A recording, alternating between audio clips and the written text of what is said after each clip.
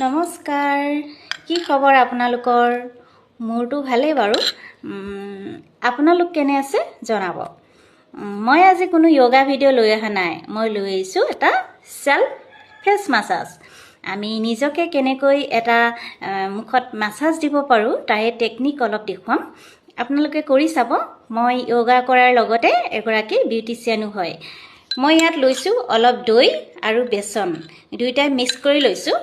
আৰু পাৰিলে সপ্তাহত 2 দিন কৰিবলৈ ট্ৰাই কৰিব, 2-3 দিন কৰিবলৈ ট্ৰাই কৰিব। আৰু ফেচ মাছাজ কৰিলে আমাৰ স্কিনটো ফিট ৰাখে, বয়সৰ চাপটো কমি থাকে, মইশ্চাৰাইজ হৈ থাকে, নহয়নে? বয়সটো আমি ধৰি ৰাখিব নোৱাৰোঁ, কিন্তু বয়সটো আমাৰ হ'বই। কিন্তু আমি বয়সক আমি মেইনটেইন কৰিব পাৰোঁ আচলতে, যাতে বয়সৰ চাপটো ধৰা নপৰে। বয়স কি আমি যিকোনো এজন পুৰুষ বা মহিলাক দেখিলেই আমি গম পাওঁ যে মানুহজনৰ বয়স কিমান হৈছে বা মহিলাগৰাকীৰ বয়স কিমান হৈছে, নহয়নে? ধৰা নপৰিবৰ কাৰণে কি হ'ল, আমি এক্সাৰচাইজৰ লগতে আমি মাছাজবিলাক দি থাকিব লাগে আচলতে। তেতিয়া আমাৰ বয়সৰ চাপটো কমি থাকে। মানে মানুহে গম নাপায় ন এইগৰাকী বয়সটো কিমান হৈছে বা মানুহজনৰ বয়সটো কিমান হৈছে। সেইটো কাৰণে আচলতে আপোনালোকে মাছাজটো কৰি চাব। মই ট্ৰাই কৰিম দেখুৱাবলৈ।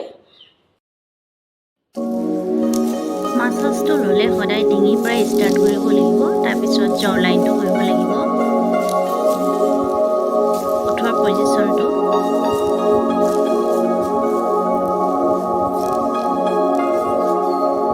মাছাজ কৰোঁতে সদায় মন কৰিব যাতে বেছিকৈ প্ৰেছাৰ নাপায়, পাতলকৈ ষ্টেপবিলাক দিব লাগিব। মাছাজ কৰিবলৈ যিকোনো ধৰণৰ ইনগ্ৰিডিয়েণ্ট ব্যৱহাৰ কৰিব পাৰে। হয়তো নাৰিকল তেলো পাৰে, গ্লিচাৰিন ইউজ কৰিব পাৰে, দৈ ইউজ কৰিব পাৰে। ডেইলি কৰিবলৈ চেষ্টা কৰিব।